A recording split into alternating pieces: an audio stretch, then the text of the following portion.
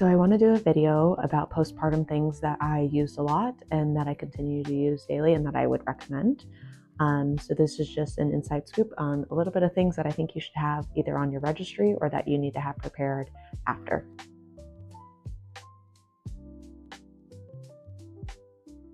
I'm going to talk about things I used first. Number one is a Perry bottle. So this is a Freedom Perry bottle. But honestly, like I got these and I didn't need to because the hospital had some, and those ones I actually ended up liking better. So you can put these on your baby registry, but you can also just use like a general spray bottle.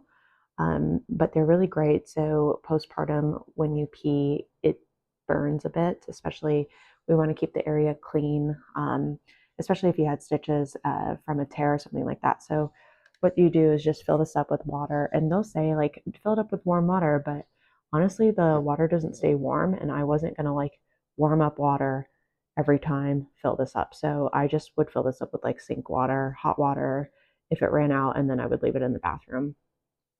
Yeah, it was a little cold on my hoo-ha, but it was fine. So you fill it up with water. This just twists off. And then as you're using the bathroom, we just hold it upside down and squeeze, and then water comes out of here just to help dilute the pee. The other thing that I highly recommend, so I ended up making padsicles, but they were great, but you can also just use like an ice pack. And they were fine. But honestly, what they would run out or they wouldn't stay like cold as long as I was hoping for. I didn't purchase padsicles that were pre-made, so maybe there's a different experience with that. But pads, like the jumbo ones that you use for like your overnight period, are awesome because you are bleeding. So yeah, I've got these ones. Um, the ones with the wings, it was okay. Like obviously if you're making a padsicle, you can't really do that. So I ended up just cutting these off when I did the padsicles, put witch hazel on, and then just kind of closed it and froze it in a Ziploc bag. But I think honestly what I ended up doing towards the end, once I ran out of the padsicles, is I just had a basket with a bunch of pads in it and some witch hazel, which is my third recommendation. You can see I use this whole thing essentially. So I would put a new pad on and just douse it here and put it on, and it felt so nice. One thing that I didn't know postpartum that happened is you get itchy sometimes, so it's really uncomfortable. So witch hazel really helped with that, and that's just due to a drop in the hormones. So the witch hazel with the pad really helped with that, and then honestly taking a bath with some baking soda really helped too. So recommend that. Lastly, for mom, what I recommend is a sleep mask. So at night, you're turning on lights, and I'll show you what I recommend for that. Or like the baby monitor is really bright, and so we just want like a dark room. You want to try and get the sleep that you can get as much as you can. So creating just an optimal environment. So if you're not able to have a completely dark room, sleep mask. If like for me, my baby monitor, the screen is really bright, I could turn the screen off, but it's easier for me to just kind of slip this up, look and see if she needs me, and then slip it back down if she doesn't. So mask is really helpful too. If you're not used to sleeping with one, I used to not, but you get used to it really quickly. Things I recommend for a baby, book lights. So these clip on, I have them on the bassinet and the changing stations. They're really helpful because at night you don't want to turn on a bunch of lights because it's bright, and we want to make night as efficient as possible. So we've got some book lights here. A girlfriend and I actually recommended this to me, and so just purchased these off Amazon, and I got a pack of 3 so I could have them in like strategic places. I would just, again, if I were to have a baby registry, put these on the baby registry.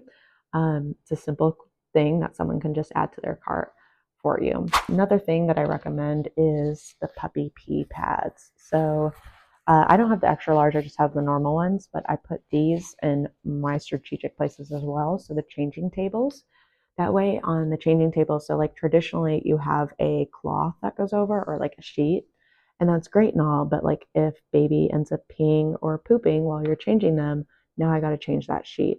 Whereas if it's just the puppy pee pad, if she pees on it, like this just absorbs, I take it off, throw it out, and put a new one on. Now that I say that loud, I'm realizing it's pretty wasteful, but also I don't want to be washing a sheet essentially like every 2 to 3 days. because sometimes it's not even like they pee or something. It's like they toot and a little bit of poo poo comes out. So puppy pee pads. Also, what we like to do and what's good for a diaper rash, I learned this from one of my girlfriends, is naked time essentially. So just trying to get that area nice and dry. So what we'll do is we'll put her under one of those play gyms on the puppy pee pad and just diaper off. So that way it helps prevent diaper rash, or it helps heal a diaper rash. Speaking of diaper rash, these spatulas are great. So again, on Amazon, I got a pack of 3. Someone had gifted me one, and I was like, I don't understand why I would use this, but now I do. What you do is essentially put the kind of baby lotion on, or whatever. Like we use Aquaphor now, and then we did use the Bardox. I forget how to say it. Diaper rash cream. You put it on here, put it on baby's butt, and then wipe this off, put it on. And it's nice because they have this suctiony thing that goes on the table, so it doesn't fall off and it stays upright. What I like about this is you're not getting your hands all creamy and gross, especially at night. So yeah, you still want to wash them after changing, obviously, but if you don't, this is nice. And what I'll do is just like say this was my Aquaphor, put a bunch of Aquaphor on here, swipe it on her butt, and then I'll wipe it off with a, what's it called? Wet wipe, but it's not a wet wipe. It is a diaper wipe or butt wipe. I forget. Brain farts. Golly, I looked that up. Like, memory issues are a thing postpartum. Nutrition wise, some things I certainly recommend. Obviously, water bottle. For a while, I was having 2 of these around the house. It was just easier because I was drinking so much water and filling them up to have 2. So we definitely want a water bottle. We definitely want to be keeping our hydration. Even if you aren't breastfeeding, you still want to have enough hydration just to help heal your body and recover. Especially if you are breastfeeding, you're going to be so freaking thirsty all the time. It's really wild. So there's that. What I like to do is I use Element Tea. This is just an unflavored one. So what I typically do is like a flavored one during the day, and then as it comes night, I'll switch to an unflavored. That way I'm not like at 2 a.m. drinking a watermelon kind of flavored salt. So Element Tea is great. It's supposed to help allegedly with your milk levels too. I don't know that for sure, but I haven't had any issues with my supply, and it doesn't hurt. And especially with the amount of water you're drinking, you're going to want some sodium and other kind of minerals in there. Next, what I like is this kind of koozie thing. It's essentially I used to use it for snowboarding for my oatmeal, but now it is used for my smoothies. So this is just a representation of options to carry your smoothie in. I highly recommend making a bunch of smoothies.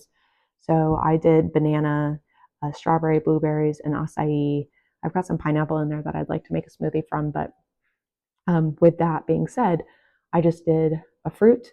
I did some Greek yogurt, or like my version of a Greek yogurt, because Greek yogurt, are, I guess, milk yogurt, whatever, dairy yogurt upsets my stomach. So I use a non-dairy. So a package of yogurt, and then I do ice, water, protein powder, just like a scoop of it, and then flaxseed and brewer's yeast. So the flaxseed and brewer's yeast are supposed to help with the supply as well.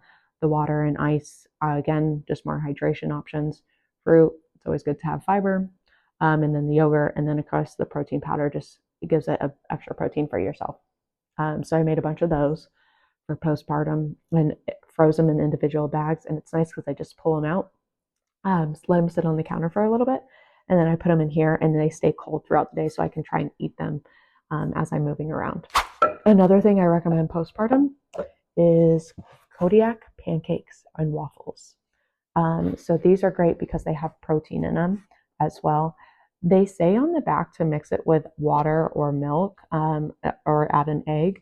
What I actually ended up doing, and my nutrition coach that I work with told me this is how she makes them, is I do the powder with some egg whites. So it can be very dry. So I've had clients tell me that they add cottage cheese, but I'll do about 65 to about 72 grams of this, just depending on how much falls out of the package.